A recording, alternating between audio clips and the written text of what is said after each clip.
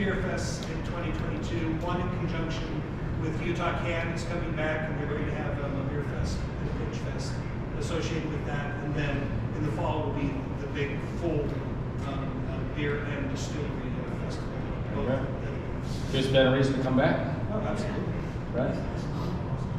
Let's welcome our friend Ben up. Ben, I've said a little bit about him. I can't do him justice, and he's going to share a little bit about his background. We talked this morning a little bit about what he could talk about, but he's an author, he's an ecosystem builder, he's a mentor, he is an entrepreneur. So Ben is a lot of things, but one of them I like to call my friend. So give Ben a big round of applause, and let's hear a little bit more about what he said.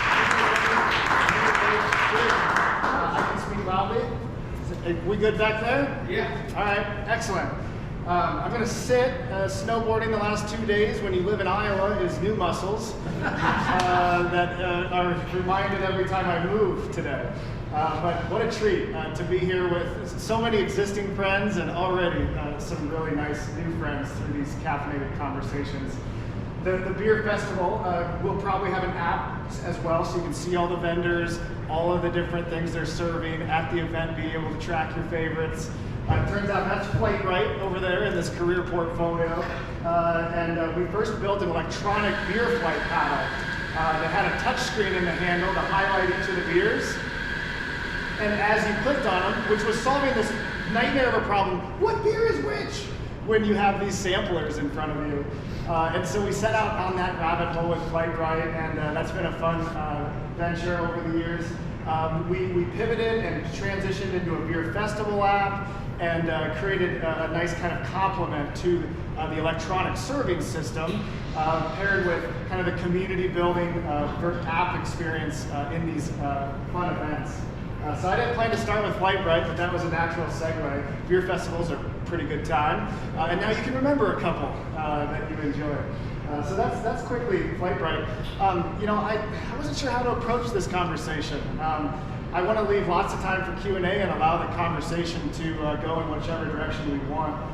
One quick thing before we start chatting, I see folks multitasking, and I would encourage you to continue doing that. Part of the fun is connecting with each other throughout the social media landscape. And so I'm going to make the 1MC organizers have to check Twitter because if you're into that area, it'd be fun to look for 1 million cups SLC would be the Twitter handle to maybe take a photo and connect with and share your experience this morning.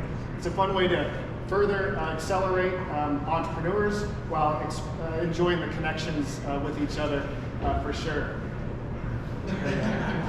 And so that's one quick plug. Thinking about the way that we can connect with each other while sharing our experience and continuing to build this like front porch into the entrepreneurial ecosystem. The one entrepreneurial example I think is where we can kind of start. I like many in this room, have found entrepreneurship to be like a lifestyle.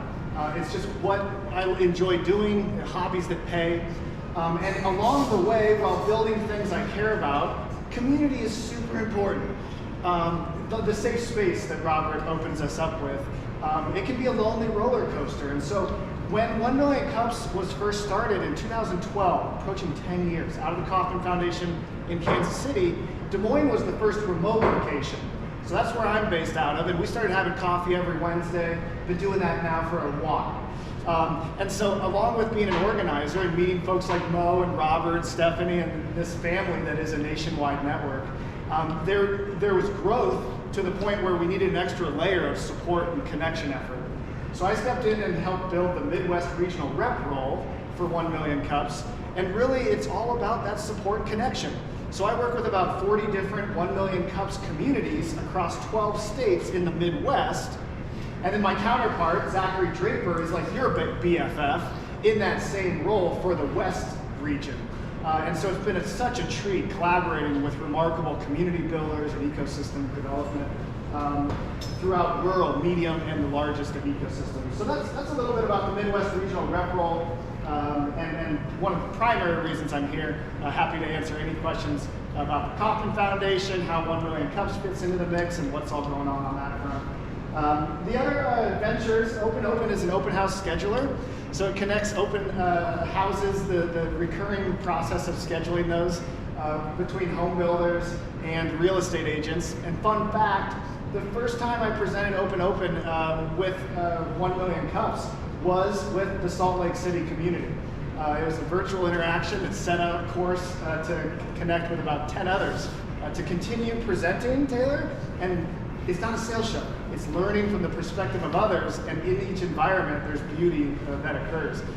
So the virtual opportunity, I think, for this group is to go teleport $0 and continue connecting and learning nationwide.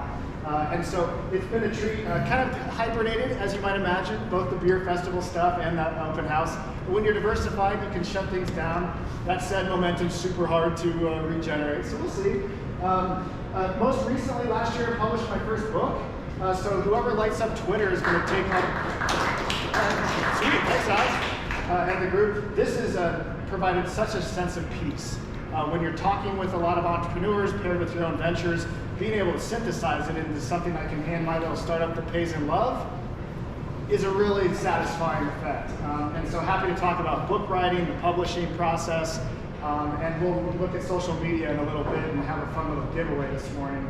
But this was a really neat process that we can talk about if you're interested about writing books, publishing, and all that goes on with this. And then lastly, as an entrepreneurial ecosystem builder, this is a professional field. It's economic development through the lens of supporting entrepreneurs in a very give first, positive sum approach. If you win, we win, right? And through that thick lens of DEI, like being inclusive, we can do a lot more with a little as a collective community. And so through that type of mindset with entrepreneurial ecosystem building, it fit really well with Techstars, which is a global accelerator. They have Startup Weekend, some other initiatives, including ecosystem development. But the Techstars Accelerator is probably what most people are familiar with. We have an accelerator in Iowa, Techstars Iowa. So I joined that group in order to continue the ecosystem development while providing kind of that entrepreneur in residence role. And currently we're kind of sourcing for companies that might fit the portfolio for this year's class starting in the summer. So if, Taylor, if you're ready to scale, if Techstars Experience feels like an opportunity, or others who might be in that type of a stage, I'd love to just accelerate whatever you're up to through the art of connection, but the Techstars Experience is a pretty interesting fuel as well. So that's a quick summary of what you see there in that fun little pie chart, which is a good exercise. If you are able to do a lot, you don't want to dilute yourself to mediocrity. And so keeping an eye on your personal balance, doing an exercise like this is a healthy way to just kind of keep everything organized. So I don't really know where to take it next, but I think it'd be fun to just, after what I've shared, what are you thinking about? What do you want to talk more about?